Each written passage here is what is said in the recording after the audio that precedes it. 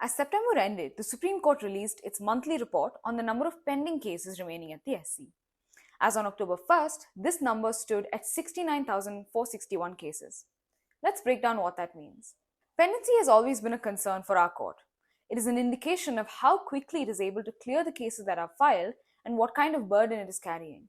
In other words, it's the primary measure of the court's logistical efficiency. Many factors affect pendency: the number of judges at the Supreme Court, the way the court functions in its day to day, the number of cases that it hears, and the amount of time it gives to each case, to name a few. One of the most unprecedented factors, however, has been the COVID-19 pandemic.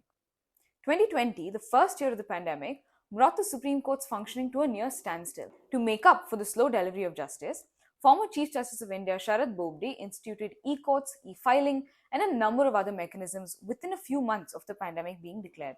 Despite these attempts to adapt, the court suffered. In March 2020, when the first lockdown was announced, the court had over 61,000 cases pending. After a year, in March 2021, that number had reached 67,000. In April 2021, a slowly recovering court was forced to shut down again as the second wave of COVID-19 hit. By December last year, over 70,000 cases were pending at the Supreme Court, which was the highest the court had seen in 30 years.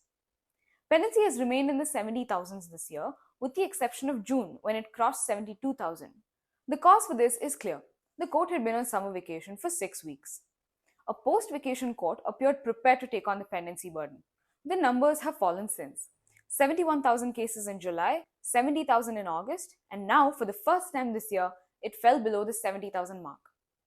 This improvement may seem minor. I mean, with a burden of 70,000 cases, is a drop by a few thousand really that impressive? At this point, it's critical to note that the Supreme Court isn't just dealing with a static docket. That is, it's not clearing cases from a fixed number. It's also dealing with the fact that hundreds of cases are being filed every month. So, when the number of pending cases falls, the court is actually clearing more cases than what is being filed each month. In our previous video, we saw the many reforms that current Chief Justice of India, UU Lalit, brought about in September. Many were aimed at reducing the burden of the court. For instance, the court's daily functioning has changed to ensure that judges are able to hear and clear more cases.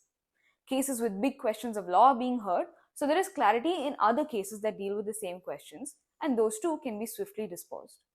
For these reforms to make more dramatic impact, however, the court may need more time. With just another 3 working weeks left in CJI Lalit's tenure, he may not be able to see his initiatives bear fruit in terms of numbers, at least not before he retires. At SCO, we will be tracking these developments closely. Visit our website, especially our court data section, to know more. Comment below and tell us what you think the court can do to tackle the big pendency problem.